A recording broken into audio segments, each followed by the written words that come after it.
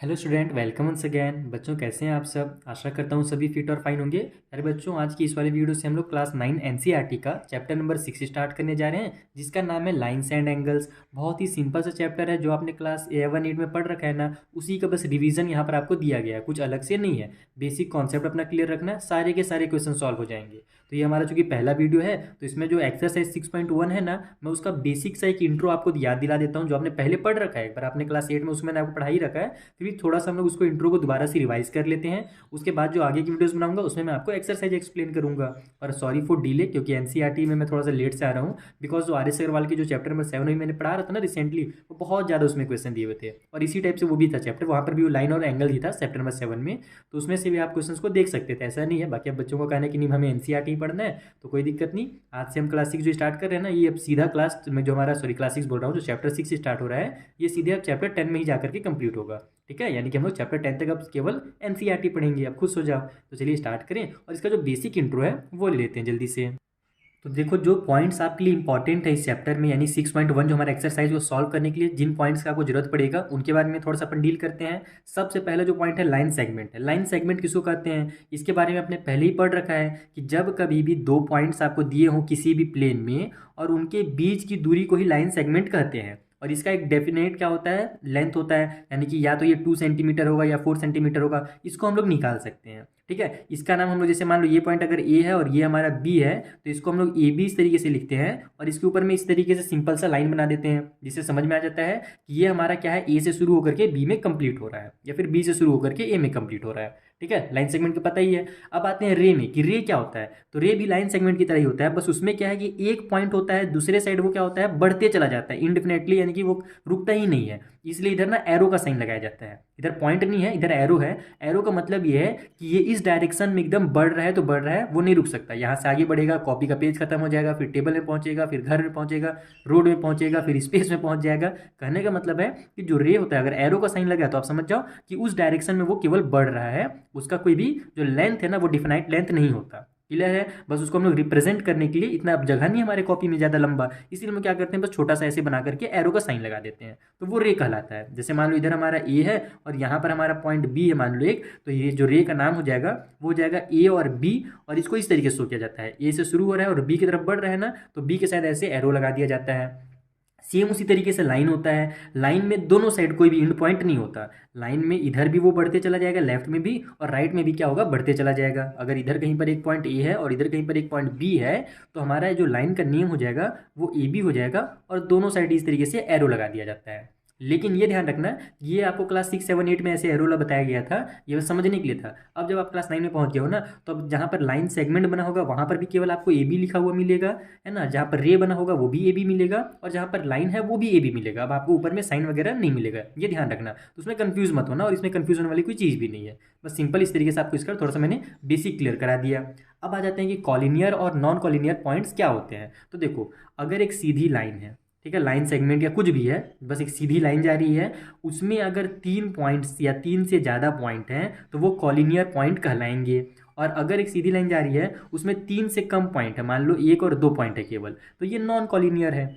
3 या 3 से ज़्यादा, ज़्यादा में कितना हो सकता है, 5 10 100 कुछ भी हो सकते हैं। अगर 3 या 3 से ज़्यादा पॉइंट हैं तो कॉलिनियर पॉइंट्स कहलाते हैं। और सीधी लाइन पे अगर 3 से कम पॉइंट बने हैं, जैसे 2 बना हुआ है या केवल 1 पॉइंट बना हुआ है, तो उसको नॉन कॉलिनियर पॉइंट बोलेंगे। कितना सिंपल था। आते हैं अब एंगल्स में। एंगल तो आपने क्लास 6 में ही पढ़ रखा है, दोबारा से जल्दी से रिवाइज कर लेते हैं। एक्यूट एंगल किसको बोला जाता है, तो ऐसा एंगल जो 90 डिग्री से छोटा हो। जैसे कि मैं ऐसे एंगल बनाया, तो ये क्या होगा, हमारा 90 डिग्री से छोटा होगा। फॉर एग्जांपल मान लो ये 60 डिग्री का है, तो 0 से लेकर के 90 डिग्री के बीच का जो एंगल होता है ना, उसको ही एक्यूट एंगल बोला जाता है। ठीक है। राइट एंगल किसको बोलते हैं, तो केवल 90 डिग्री के एंगल को राइट एंगल बोलते हैं। वो कुछ इस तरीके से बनता है, एक वर्टिकली लाइन और एक हॉरिजॉन्टल लाइन जो हमारा रहता है, उसके बीच में ऐसे एक 90 डिग्री का एंगल बनता है, तो 90 डिग्री के एंगल को ही राइट एंगल कहते हैं। ये भी पहले आपने पढ़ रखा है। ऑब्ट्यूज एंगल किसको बोलते हैं, तो 90 से ऊपर वाले जो एंगल होते हैं हमारे 180 के बीच में, उसको ऑब्ट्यूज एंगल बोला जाता है। जैसे कि मान लो मैं एक लाइन बनाया इधर और एक लाइन इधर ले गया थोड़ा सा तिरछा, तो ये लगभग मेरा 120 डिग्री का बन गया है, 120 130 के बीच में। तो यही जो एंगल होगा ना, वो हमारा ऑब्ट्यूज कहलाएगा। यानी कि 90 से लेकर के 180 के बीच वाले जितने भी एंगल हैं सभी ऑब्ट्यूज में आते हैं। 150 हो जाए, 134 हो जाए, कुछ भी हो जाए। ठीक है, जैसे मैंने एक एग्जाम्पल 120 का ले लिया, ये सभी क्या होंगे, ऑब्ट्यूज कहलाएंगे। चलिए आगे चलते हैं जल्दी से।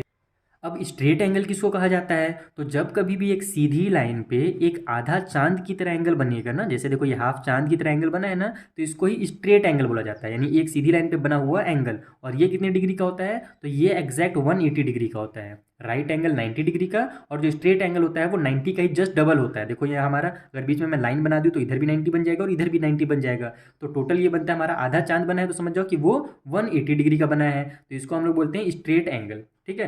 रिफ्लेक्स एंगल क्या होता है हमारा? तो जैसे देखो ये एक लाइन चल रहा था और ये लाइन इधर झुक गया। ठीक है। तो ये जो हमारा एंगल बना ना, ये कितना हो गया? 180 ज़्यादा हो गया। अगर ये देखो ऐसे सीधा जाता तो ये आधा चांद बनता, तो ये 180 डिग्री का बनता, लेकिन वो तो उससे थोड़ा सा ज़्यादा हो गया है। मान लो कि ये 30 डिग्री और ज़्यादा हो गया है, तो 180 में 30 प्लस करेंगे तो अप्रॉक्स मान लो ये 210 डिग्री का एंगल बन गया। ये यहाँ से लेकर के पूरा इस पॉइंट तक। ठीक है। ये आधा चांद से ज़्यादा हो गया है ना, तो ये हमारा कहलाता है रिफ्लेक्स एंगल।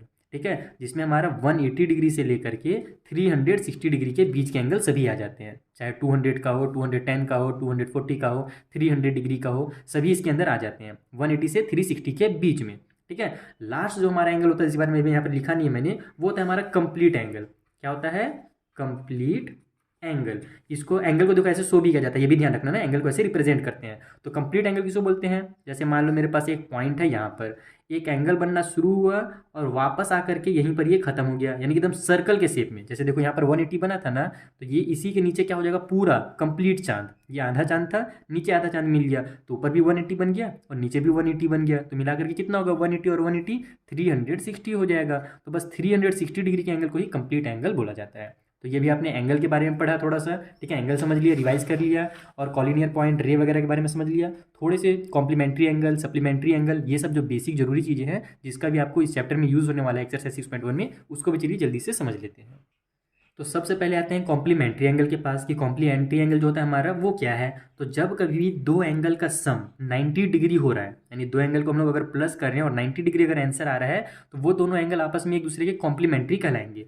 फॉर एग्जाम्पल मैं लेता हूँ एक 50 डिग्री का एंगल और एक 40 डिग्री का एंगल, दोनों को कर दो ऐड, तो कितना हो जाएगा हमारा? 90 डिग्री का एंगल। यानी कि 40 के लिए जो कॉम्प्लीमेंट्री है वो 50 है, और 50 के लिए जो कॉम्प्लीमेंट्री है वो 40 है। तो ये देखो कुछ इस तरीके से, अगर आप इसको डायग्राम में तो समझना चाहो तो ऐसे बनेगा। टोटल देखो यहाँ पर हमारा 90 डिग्री का एंगल बन रहा है ये।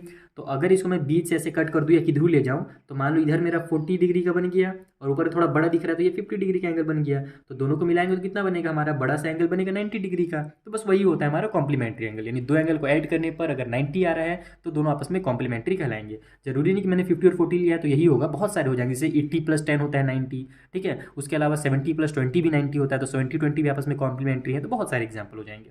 उसी तरीके से होता है सप्लीमेंट्री एंगल, कि अगर दो एंगल को हम लोग प्लस करें और उनका जो सम है वो कितना हो? 180 डिग्री हो। जैसे कि मान लो एक सीधी लाइन पे हम लोग जानते हैं कि 180 डिग्री का एंगल एक सीधी लाइन पे बनता है, तो ये तो अभी केवल एक ही एंगल बना है। अब मान लो इसमें एक रे आ गया इस तरीके से, तो इधर मान लेते हैं हमारे पास कितना डिग्री का बन गया? 80 डिग्री का बन गया। और इस साइड में हमारे पास कितने डिग्री का बन गया? तो 100 डिग्री का बन गया। तो 100 और 80 मिला करके कितना हो गया? टोटल सम निकालेंगे तो 180 डिग्री बन गया। यानी ये दोनों आपस में क्या है? सप्लीमेंट्री एंगल है। क्लियर ये चीज़? यानी कि अगर दो एंगल को मिलाए हैं और उनका सम अगर 180 डिग्री निकल गया है तो इसको सप्लीमेंट्री एंगल कहा जाता है। ठीक है। एक बच गया हमारे पास लीनियर पेयर और वर्टिकली अपोजिट, ये दोनों बहुत ज़्यादा इंपॉर्टेंट है। लीनियर पेयर किसको कहा जाता है? लीनियर पेयर में ना और एडजेसेंट एंगल में थोड़ा बच्चे कंफ्यूज होते हैं, तो दोनों को मैं आपको भी क्लियर करा देता हूँ। लीनियर पेयर इसी टाइप से एंगल को कहा जाता है, यानी एक सीधी लाइन पे, चाहे सीधी लाइन कैसे भी हो, जैसे मैंने अभी इधर सीधा लाइन बनाया है ना, अब मैं मान लो इसे बना देता हूँ, तो ये भी तो अपने में खुद में तो सीधा ही ना है, ये टेढ़ा कहीं पर हुआ क्या? नहीं हुआ, सीधा हो गया। तो जब कभी भी एक सीधी लाइन पे दो एंगल बनते हैं, जैसे ये हमारा सीधा लाइन था, इसमें एक बड़ा सा एंगल बन रहा है, लेकिन मान लो इसमें मैं एक तो इधर रे ले आता हूँ, तो एक एंगल इधर बना और एक एंगल इधर बना, तो इन दोनों को ही क्या कहेंगे? लीनियर पेयर बोलेंगे, क्योंकि ये सीधी लाइन पे बने हुए एंगल के ही क्या है? साथी हैं, दोनों एक दूसरे के बस भाई हैं, अगल बगल में बसे हुए हैं। तो सीधी लाइन पे जब दो एंगल बनते हैं ना, तो उसको ही लीनियर पेयर बोला जाता है। दो नहीं, दो से ज़्यादा भी हो सकते हैं। जैसे मान लो एक रे और मैं इधर लिया गया, तो अब ये कितने एंगल हो गए? 1, 2 और 3 एंगल हो गए, तो तीनों क्या हो गए? लीनियर पेयर कहलाएंगे। और लीनियर पेयर का खासियत क्या होता है कि हम तीनों को, तीन एंगल बने या चार एंगल बने, कितना एंगल बने, सभी को अगर हम लोग ऐड करेंगे तो कितना आएगा? 180 डिग्री ही आएगा, क्योंकि ये सीधी लाइन पे बनते हैं। जैसे कि मैंने आपको पहले ही समझा दिया, जो हमारी स्ट्रेट लाइन वाला एंगल होता है वो 180 डिग्री का होता है। तो बस वहाँ पर एक एंगल था, यहाँ पर ये डिवाइड होकर के 2-3 एंगल बन गया, तो सबको ऐड करेंगे तो 180 ही आएगा। उसी तरीके से एक एडजेसेंट एंगल होता है, वो भी थोड़ा सा आप समझ लो उसमें, क्योंकि बच्चे कंफ्यूज रहते हैं कि लीनियर पेयर और एडजेसेंट में क्या फर्क है।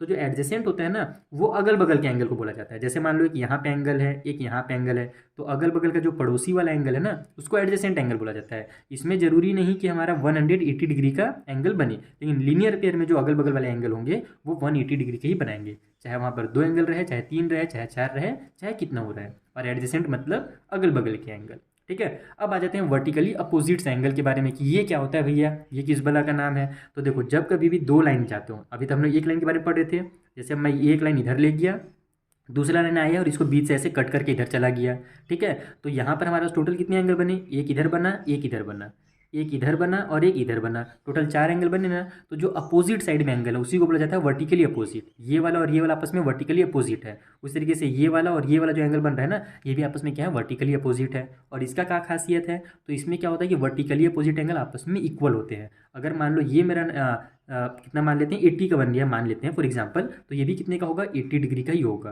समझ में आया मेरी बात। उसी तरीके से अगर ये मेरा 80 डिग्री का है तो ये भी मेरा 80 डिग्री का ही होगा, या फिर अगर ये 50 है तो ये भी 50 का होगा। यानी जो वर्टिकली अपोजिट एंगल होते हैं ना, वो आपस में इक्वल होते हैं। तो इस तरीके से हमारा ये वाला जो होता है इंट्रो थोड़ा कंप्लीट होता है। ये 6.1 का इंट्रो है। अगला जो मैं बताऊंगा उसमें आपको और भी बहुत सारी चीज़ें सीखने को मिलेंगी कि हमारा क्या बोलते हैं अल्टरनेट इंटीरियर एंगल क्या होता है, मतलब कि उसमें हम लोग पैरेलल लाइन के बारे में पढ़ेंगे। उसका मैं अगला वीडियो बनाऊंगा जब हम लोग एक्सरसाइज 6.2 में पहुंचेंगे ना तब। अभी इसके बाद अब हम लोग एक्सरसाइज 6.1 स्टार्ट करते हैं। एक एक क्वेश्चन का मैं आपको एकदम डेफिनेशन के साथ अच्छे से समझा दूंगा, सिंपल कॉन्सेप्ट के साथ। ठीक है, उन वीडियोस के लिंक आपको पता ही है, नीचे डिस्क्रिप्शन बॉक्स में जाना है, ऑल वीडियोस ऑफ चैप्टर 6 में क्लिक करना है, सारे वीडियोस आपको मिल जाएंगे। ठीक, तो मिलते हैं नेक्स्ट वीडियो में, तब तक के लिए थैंक यू फॉर वॉचिंग।